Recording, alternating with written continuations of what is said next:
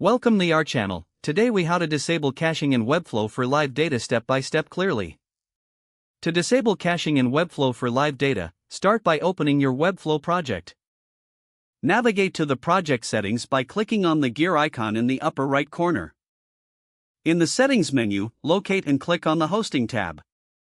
Scroll down to find the caching section. You will see a toggle option labeled Enable Caching.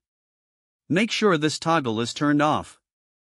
Disabling this option will prevent the site from caching data.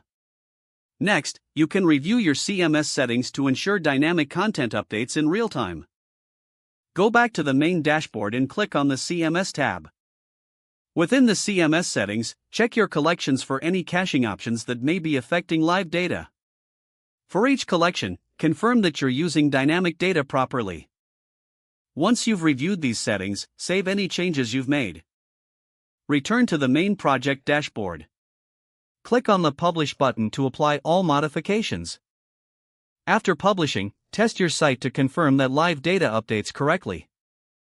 This process should ensure that caching does not interfere with your live content. If the page does not load, refresh the browser or try again in a private or incognito window. Make sure you are using the correct email address, then retype it carefully to avoid small typos. If your password is not accepted, use the reset option and create a new strong password you can remember. Check your spam folder for verification or security emails, then complete any requested confirmation steps. Enable two-factor authentication if available to improve account security and reduce unauthorized access risk. After signing in, review your profile details so your contact information and settings are accurate and current. If you see an error message, note it down and try again after restarting your device and internet connection.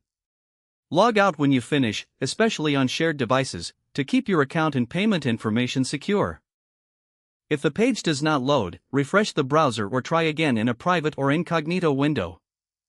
Make sure you are using the correct email address, then retype it carefully to avoid small typos. If your password is not accepted, use the reset option and create a new strong password you can remember.